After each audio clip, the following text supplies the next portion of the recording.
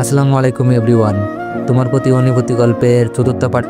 রিমির থেকে ফোনটা সে ভাবির নাম্বারে ফোন দিই, কিন্তু ফোন রিসিভ করলো ভাইয়া।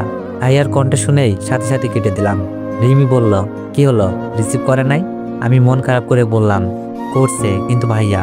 রিমি বলল, ও তাহলে আমাকে দাও ফোনটা। রিমি মোবাইলটা নিয়ে আবার ফোন দিল, আবারও ভাইয়া ধরছে। রিমি বলল, হ্যালো আসসালামু আলাইকুম। ভাইয়া বলল, ওয়ালাইকুম আসসালাম। আপনি কে?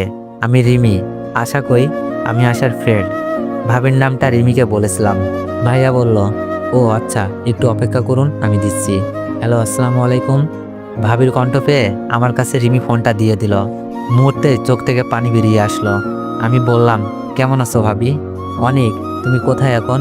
তোমার মোবাইল বন্ধ কেন, কি হয়েছে? ভাবির কণ্ঠ জড়িয়ে যাচ্ছে, মনে হয় কান্না করে দিবে। আমি বললাম, ভাবি, কাল আমি অ্যাক্সিডেন্ট করে পাটা ভেঙে যাই, সাথে আমার মোবাইলটাও ভেঙে যায়, তাই কথা বলতে পারি নাই। ভাবি বলল, কি বলে এসব? কিভাবে কি হলো? এখন তুমি কোথায়? আমি বললাম, ভাবি, আমি এখন একজনের আশ্রয়কারিনীর বাসায় আছি, যিনি আমার এমন বিপদে পাশে এসে দাঁড়িয়েছেন। অনেক ভালো ওরা। ওনার মেয়ের ফোন দিয়েই কথা বলছি। ভাবি বলল, আমাকে একটা বিকাশ নাম্বার দাও, আমি টাকা পাঠাচ্ছি। আচ্ছা ভাবি, যখন লাগবে জানাবো। বাসার অবস্থা কেমন? খুব জানতে ইচ্ছা করছে। আগের মতো হাসি খুশি আছে, নাকি আমার আশার সাথে সব চলে গেছে? ভাবি বলল, ভালো না, আব্বু আম্মুর মন খারাপ, কাল রাতে কেউ খাবার খায়নি। তবে মিথিলা আর সুমিত জামাইকে কেমন যেন হাসি খুশি মনে হচ্ছে, তাদের মতি গতি সুবিধার মনে হচ্ছে না। আমি তো দুলাভাইকে ভিডিওটা দেখিয়ে ভয় দেখাইছি যেন না মিশে, তবু ওরা নিজেদের ভুল বুঝতে পারছে না। খুব রাগ হচ্ছে, মনে হচ্ছে ভিডিওটা নিয়ে বাসায় যাই, সবাইকে দেখিয়ে দিই, কিন্তু এখন তো চাইলেও সম্ভব না, ভিডিওটা হারিয়ে গেছে। ভাবি কান্না সুরে বলল, ভয়ের কোনো চিন্তা দেখছি না। তোমার ভাইয়াকে রাতে বলেছিলাম, তোমাকে এমন শাস্তি না দিলেও পারতো। সে বলে, আমার এত দরদ কেন? আমার কি তোমার সাথে সম্পর্ক আছে নাকি? আমি বললাম, কেঁদো না ভাবি, আমি তোমার ভালোবাসা বুঝি, কেউ না বুঝুক।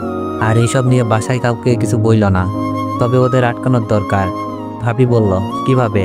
আমি ভাবিকে বলতে বললাম, তুমি দুলাভাইকে বলবা, অনেক যে ভিডিওটা যাওয়ার সময় আমাকে দিয়ে গেছে, বলেছে আর যদি মিথিলার সাথে মিশতে দেখি বাসার সবাইকে দেখাতে। ভাবি বলল, আচ্ছা, আজকেই বলবো। আমি বললাম, খুব গোপনে, দেখো ওরা ভালো হয় কিনা। ভাবি কান্না সুরে বলল, অনিক, তুমি ওদের জন্য কেন মন করছো? যারা তোমার মিথ্যা অপবাদে বাসা থেকে বের করে দিল, এখন প্রমাণটাও হারিয়ে ফেলেছ, তুমি কি আর ফিরবে না? চোখ বেয়ে পানি পড়ছে। ফিরবো ভাবি, তবে যেদিন সবাই তাদের ভুল বুঝতে পারবে। তোমার ভাইয়া আসছে, রাতে ফ্রি হলে কল দিব।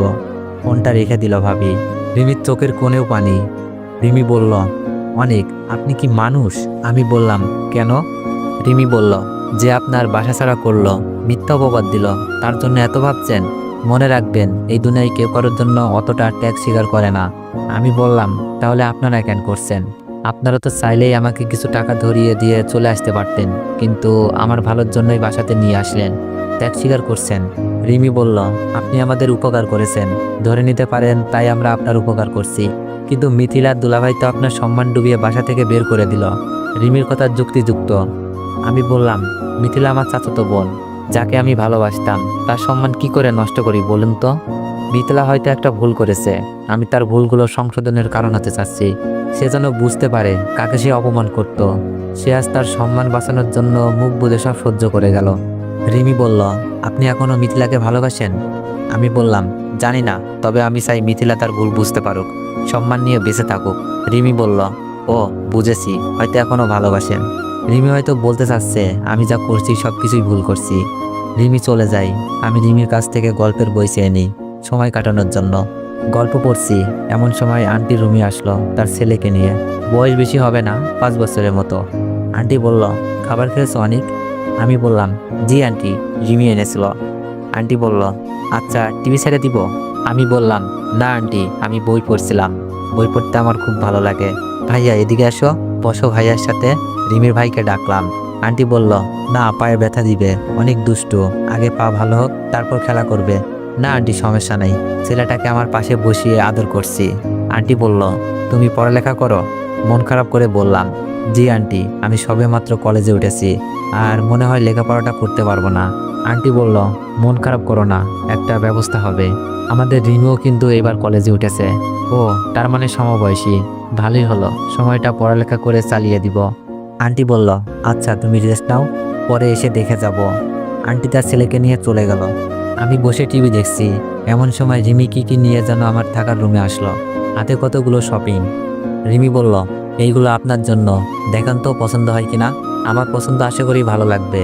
আর এটা আপনার নতুন মোবাইল, এইগুলোর কি দরকার ছিল, শুধু শুধু টাকা খরচ করলেন। মনে মনেই ভাবলাম, আমি কি তাদের বেশি জ্বালিয়ে দিচ্ছি। রিমি বলল, তাই নাকি? এক কাপড়ে থাকতে পারবেন? আর সারাদিন রুমে বসে সময় কাটাবেন কিভাবে শুনি? আমি বললাম, এই ধরুন, এখানে 5,000 টাকা আছে, আর বাকিটা ভাবিকে বলে নিয়ে দিব। আসলে বিষয়টা নিজের কাছেই খারাপ লাগছিল। রিমি রেগে বলল, কি বললেন? আরেকবার বলুন, আপনার ওই পাটাও ভেঙে দিই। ভালোবাসার দাম কি টাকা দিয়ে দেওয়া যায়? আমি বললাম, না, আসলে আমার লজ্জা লাগছে। আপনাদের বাসায় আসি, আপনারাই আবার আমার জন্য এত কিছু করছেন। রিমি বলল, লজ্জা থাকা ভালো। পছন্দ হয়েছে? রিমির পছন্দ অনেক ভালো, সবগুলো কাপড়ই ভালো লাগছে। আমি বললাম, আপনার পছন্দ অনেক ভালো, আর ধন্যবাদ। রিমি বলল, কেন? আমি বললাম, এগুলোর ভীষণ প্রয়োজন ছিল। রিমি মুখ ভেঙচি দিয়ে বলল, ওই সময় তো এগুলোর কি দরকার ছিল বললেন।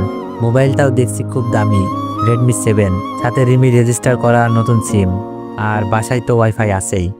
তো এভরিওয়ান, নেক্সট বার চাইলে একটু বেশি বেশি কমেন্ট করুন। ধন্যবাদ।